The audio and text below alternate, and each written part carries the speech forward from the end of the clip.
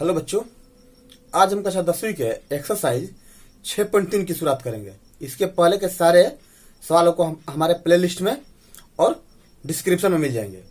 तो चलिए हम एक्सरसाइज 6.3 की शुरुआत करते हैं, जिसमें पहला सवाल दिया गया है। बोल रहा है कि एक नंबर में कुछ आकृतियां दी गई है, जिन आकृतियों को हमें समरूप सिद्ध करना है। हम ये जांचना है कि वो चाहे जिस भी तरीके से समरूप है या नहीं है, या वो भुजा के एंगल से हो या एंगल के से, चाहे किसी भी तरीके से उसको देखना है हमें कि वो समरूप है कि नहीं। अगर समरूप है तो हमें उन्हें समरूप लिखना है, अगर समरूप नहीं है तो हमें उन्हें समरूप नहीं लिखना है। देखिए, पहला आकृति हमारा ये है।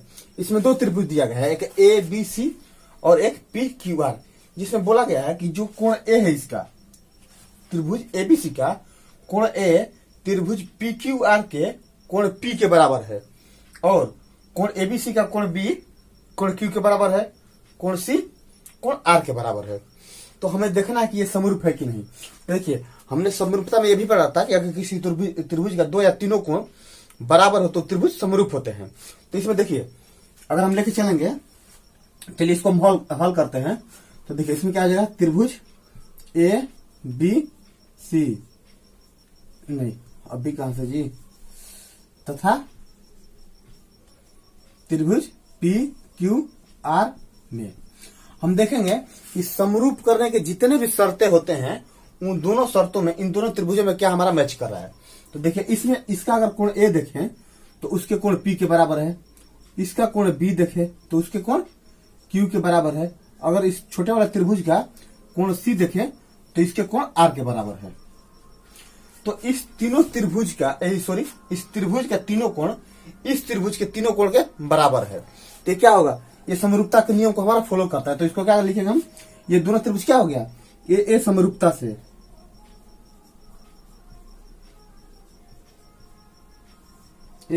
समरूपता से त्रिभुज ए बी सी समरूप त्रिभुज पी क्यू आर।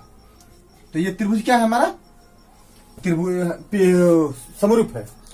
तो ये हमारा सवाल नंबर 1 है। आप इसका स्क्रीनशॉट लेना। चलिए हम हट जा रहे हैं। अब हम लोग सवाल नंबर इसके पहला का दूसरे पार्ट को हल करेंगे, जिसमें दो त्रिभुज दिया गया है, उसमें तीनों कोण बराबर दिया गया था, और इसमें दोनों त्रिभुज से भुजा दिया गया है। अब हमें ये देखना है कि ये दोनों त्रिभुज की समरूप के किस प्रोसीजर को फॉलो कर रही है। देखिए, जैसे इसमें इस ए बी भुजा का लंबाई दिया है 2, इसमें क्यू आर का दिया गया है 4। तो हमें कोण से तो बराबर है नहीं, तो हम देखेंगे कि इसका भुजा समानुपाती है कि नहीं। अगर भुजा समानुपाती हो या भुजा बराबर हो तो भी हमारा त्रिभुज समरूप होता है। तो देखिए, इसका 2 है तो इसका 4, सीधा इसका 2 गुना। अब फिर अगले भुजा को देखेंगे, बीसी किसके बराबर है, पी आर के बराबर। तो ये 2.5 है, तो ये कितना है 5, ये भी 2 गुना है। और ये इसका कर्ण कितना है 3, तो इसका भी कर्ण कितना है 6, तो ये भी 2 गुना है। तो हम इसको समानुपात कर देंगे भुजे को। तो चलिए लिखिएगा, त्रिभुज ए बी सी तथा त्रिभुज पी क्यू आर में सबसे पहले हम दोनों त्रिभुज का नाम लिखेंगे। त्रिभुज, देखिए इसको पी क्यू आर ना लिख के हम इस हिसाब से लिखते हैं। जैसे इसका ए किसके बराबर का है, पी, इसका ए ये है, तो इसका ये क्या होगा, पी। बी हमारा ये न है, तो इसका क्या हो जाएगा आर। और ये सी हमारा इसका ये है, तो सी क्या हो जाएगा क्यू में, पी आर क्यू में। अब हम क्या करेंगे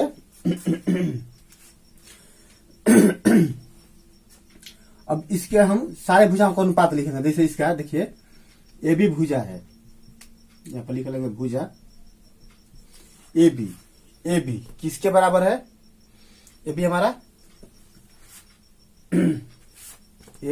क्यू आर के बराबर है। क्यू आर कैसे, बी सी किस भुजा का समानुपात है, पी आर के। और ए सी किसका है जी, पी क्यू। अब हम दोनों भुजाओं का अनुपात लिखेंगे। देखिए, तो हम क्या लिखेंगे, ए बी बटा में क्यू आर BC बटा PR बराबर AC बटा में PQ। AB का वैल्यू क्या दिया गया है 2। QR का वैल्यू क्या है 4 बराबर BC का वैल्यू है 2.5 और PR का वैल्यू है 5 इज इक्वल टू AC का वैल्यू है 3 और PQ का 6। देखिए सब कट जाएगा 2 बार में। तो हमारा भुजा का क्या अनुपात आ गया 1:2, 1:2 और 1:2। तो इससे क्या सिद्ध होता है कि इस त्रिभुज की तीनों भुजा की लंबाई इस त्रिभुज के तीनों भुजा की समानुपाती है, लंबाई के समानुपाती है। तो हम क्या करेंगे SSS समरूपता से, SSS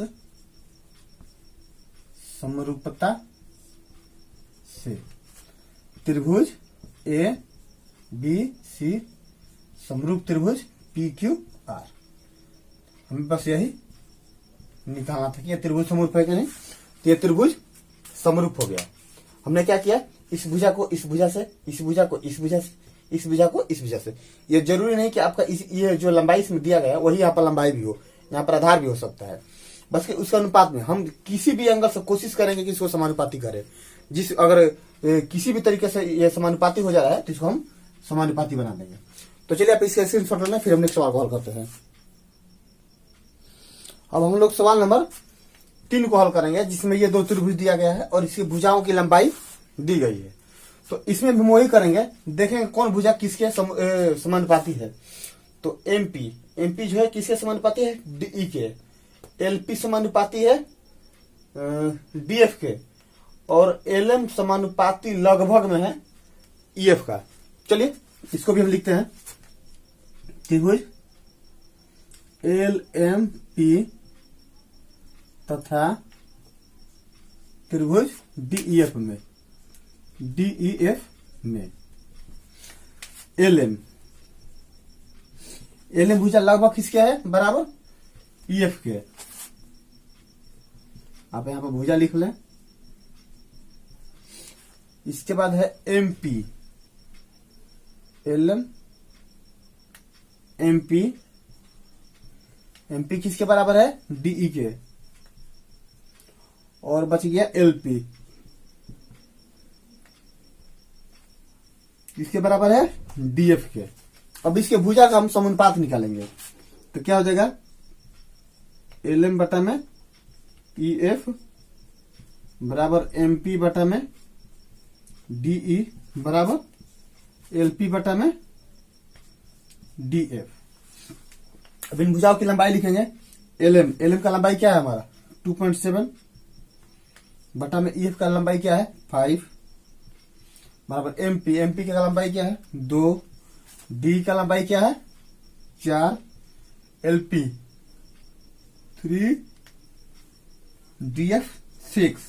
कटाइए 2 बार में ये कटेगा नहीं तो इसको हम क्या लिख लेंगे 27 बटा में दशमलव है तो दशमलव के लिए यहाँ पर क्या आ जाएगा 1 आ जाएगा और दशमलव के बाद 1 अंक है 0। पहले से इसमें क्या है 5 है इक्वल टू क्या आ जाएगा 1/2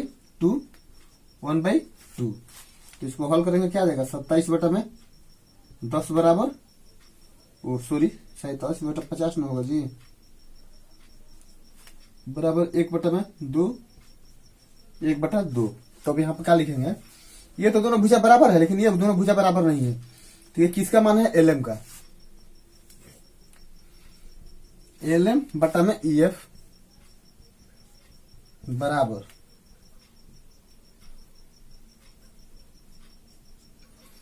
LM बटा EF बराबर MP बटा DE। इन दोनों भुजाओं की लंबाई क्या है समानुपात में नहीं आ रहा है इसलिए क्या आ जाएगा यह त्रिभुज समरूप नहीं होगा।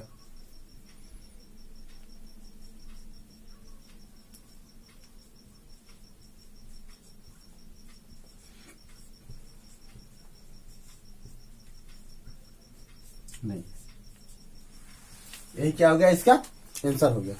तो चलिए आप उम्मीद है कि ये सवाल आपको समझ में आया होगा तो आप इसका स्क्रीनशॉट ले लें। अब हम इसके सवाल नंबर 4 को हल करेंगे जिसमें 2 भुजा की लंबाई दी गई है और एक हमारा कोण दिया गया है। तो चलिए सबसे पहले हम इसको बराबर करेंगे। तो देखिए त्रिभुज MNL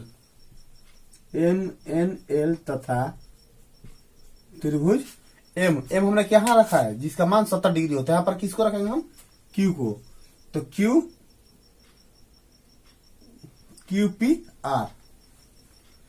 QPR में देखिए MN, यहाँ पर जी भुजा लिखना बार बार भूल जा रहे हैं। भुजा MN किसके बराबर है, MN भाई है ना, तो इसका रेशियो क्या हो जाएगा PQ। समानुपात भुजा क्या हो जाएगा PQ। और फिर आ गया बारी ML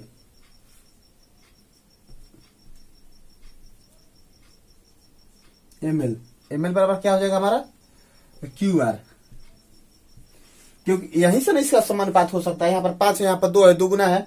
यहाँ पर 2.5 है, यहाँ पर 5 है, दोगुना है। यहाँ पर एक कोण दिया गया है। तो दो भुजा अगर बराबर हो, एक कोण बराबर हो, तो एस समरूपता से भी त्रिभुज हमारा क्या होगा, समरूप होगा। तो यहाँ पर ये हो गया। अब एक भुजा बच गया NL किसके बराबर है, PR के बराबर। चलिए इसको समानुपात करते हैं। तो क्या हो जाएगा, भुजा MN बटा में PQ बराबर ML बटा में QR।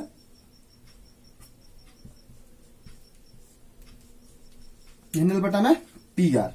MN का वैल्यू क्या है 2.5, PQ का वैल्यू क्या है 5 बराबर इसका वैल्यू है 5 और इसका वैल्यू है 10 इज इक्वल टू NL बटा PR।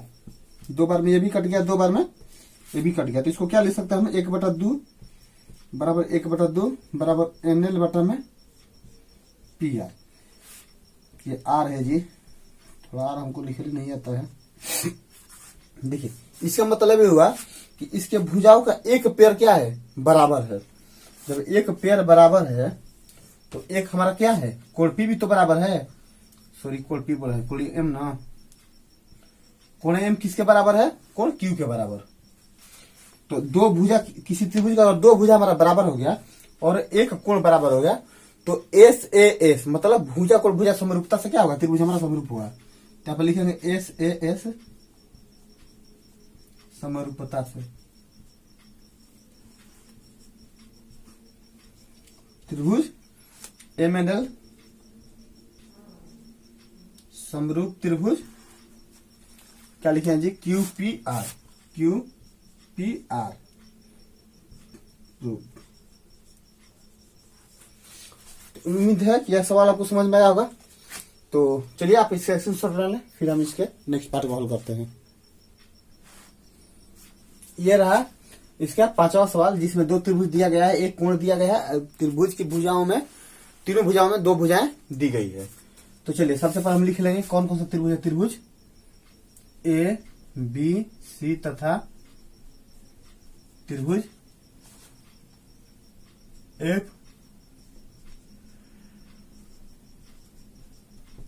FD में।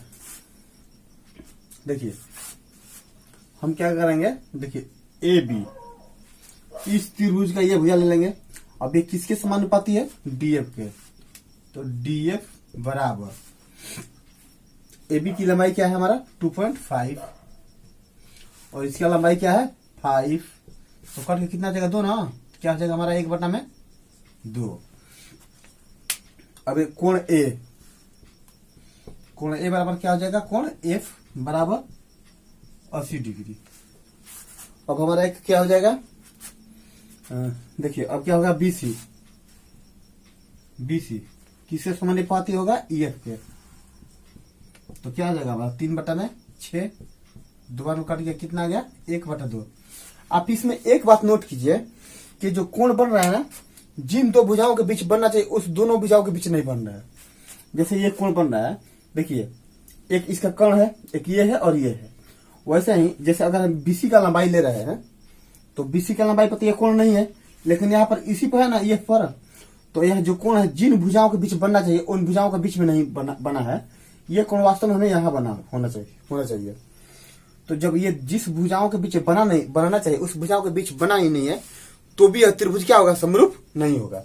तो लिख देंगे कि इसका कोण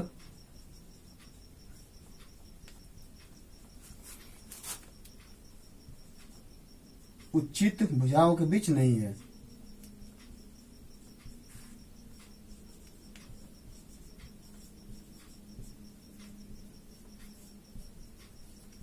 भुजाओं के बीच नहीं है, इसलिए यह त्रिभुज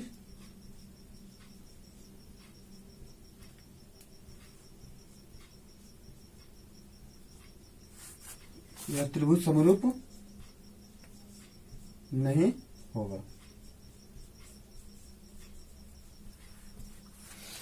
तो ये था सवाल नंबर इसका 5वां। तो आप इसका स्क्रीनशॉट ले लें, फिर हम इसके नेक्स्ट सवाल को हल करते हैं। अब हम सवाल नंबर 1 के आखिरी सवाल को हल करेंगे, जिसमें ये 2 चित्र दिया गया है। हमें ये सिद्ध करना है कि ये दोनों त्रिभुज समरूप है या नहीं है। तो देखिए, इसमें एक कोण 70 डिग्री का दिया गया है, एक 80 का, इसमें एक 80 का है और एक 30 डिग्री का है। तो सबसे पहले क्या करेंगे हम कि जो 2 अज्ञात कोण है, इन दोनों कोणों को निकालेंगे। निकालने के बाद देखेंगे कि हमारा किसी समरूपता से ये समरूप हो पा रहा है या नहीं। चलिए, सबसे पहले हम कोण निकाल रहे हैं।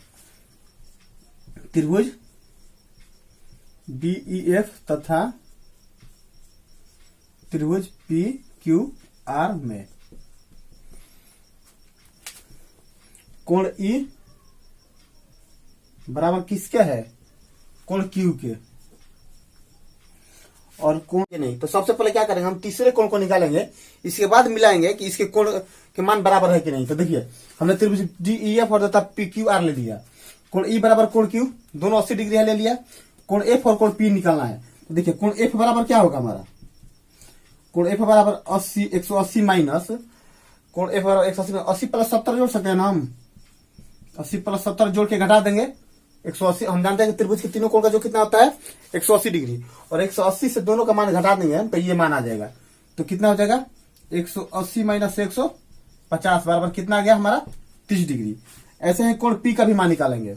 उसके लिए भी क्या करेंगे, 180 माइनस 80 प्लस 30 को घटा देंगे। तो हमारा 80 प्लस 30 घटाएंगे तो कितना हो जाएगा 110 ना। तो 180 माइनस 110 बराबर क्या हो जाएगा 70 डिग्री। तो ये हो गया हमारा 30 डिग्री और ये हो गया 70 डिग्री। अब देखिए, तीनों कोण बराबर हो गया। तो क्या लिखेंगे, कोण D बराबर कोण P, कोण E बराबर कोण Q, और कोण F बराबर कोण R। तो जब तीनों कोण बराबर हो गया तो क्या हो जाएगा, ए समरूपता कसौटी से, समरूपता समरूपता से क्या हो जाएगा, त्रिभुज DEF समरूप त्रिभुज PQR। तो ये आखिरी सवाल था। तो आप इसका स्क्रीनशॉट ले लें। आज हमने एक्सरसाइज 6.3 का सवाल नंबर 1 के 6 सवाल दिए गए थे, 6 सवाल हल किए। अगले पार्ट में अब आपसे मिलते हैं नेक्स्ट सवाल के साथ। तब तक के लिए धन्यवाद।